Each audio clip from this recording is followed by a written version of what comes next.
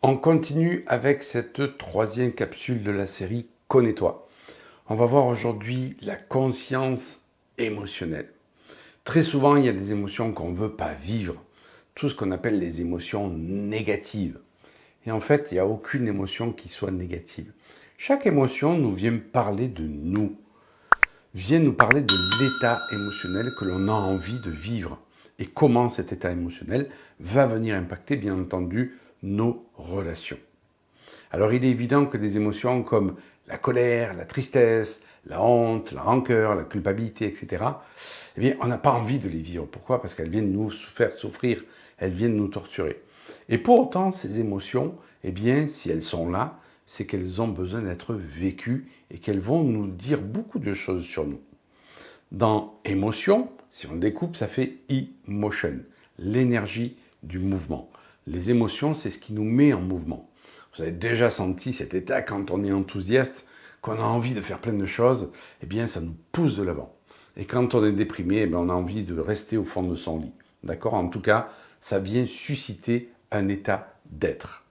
Donc chaque émotion vient nous parler de nous, vient nous parler de comment nous vivons les choses, comment nous avons un point de vue sur chaque chose.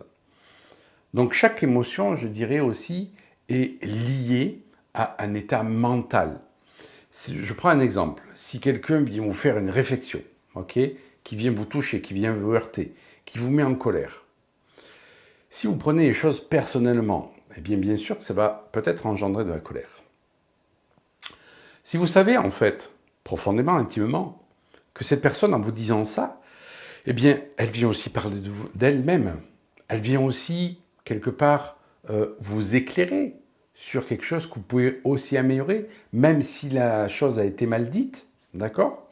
En tout cas, quand on place son point de vue autrement, eh bien, on va vivre d'autres émotions.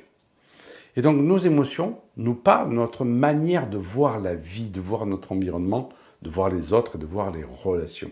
C'est ça qui est important. Par exemple, la colère vient nous parler d'un état d'impuissance. Chaque fois que je me sens en colère, c'est parce que je me sens impuissant, parce que je me sens impuissant dans le fait de ne pas me faire respecter. Par exemple, qu'on ne respecte pas mes limites. Vous voyez, donc ça vient nous parler d'un état d'impuissance. Très très souvent, la colère, c'est ça. Donc c'est à quel niveau je me sens impuissant et pourquoi je me sens impuissant. La tristesse vient nous parler d'un sentiment de perte. Je suis triste parce que je ne vais plus voir cette personne, parce que la relation est finie, parce que l'autre m'a quitté. Et donc, automatiquement, ça vient nous parler d'une perte.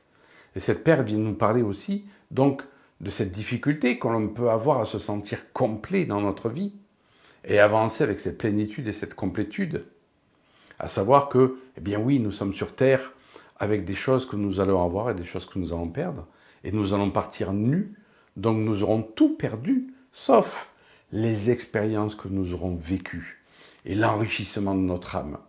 Et quand je suis conscient de ceci, eh bien je laisse plus facilement partir les choses dans ma vie. Ça ne veut pas dire que je n'ai pas le droit d'être triste, ça veut dire que je ne vais pas rester dans cette tristesse.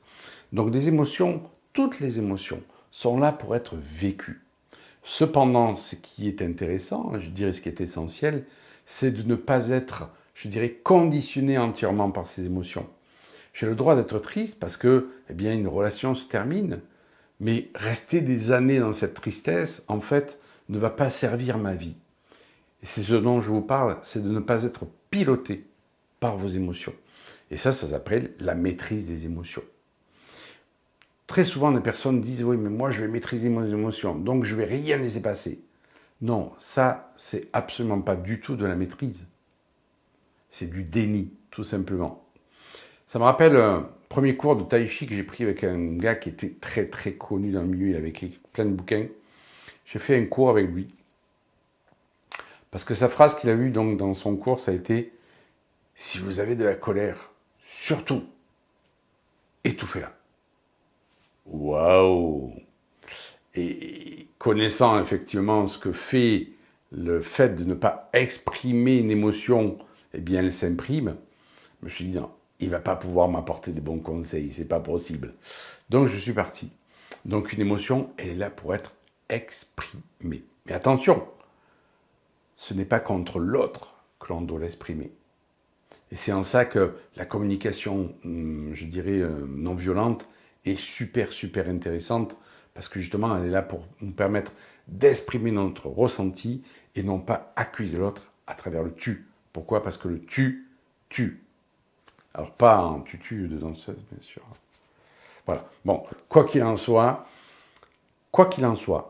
si vous voulez vraiment vous connaître, ce qui va être important, c'est donc d'observer vos émotions et de comprendre en quoi elles vous parlent de vous.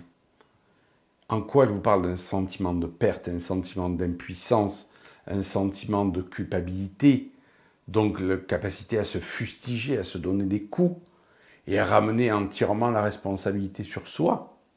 Alors il est vrai que tout part de soi, mais se culpabiliser ne sert à rien. Prenons plutôt la capacité à se responsabiliser, c'est-à-dire à trouver des réponses aux interrogations que l'on se pose et aux problèmes que l'on rencontre.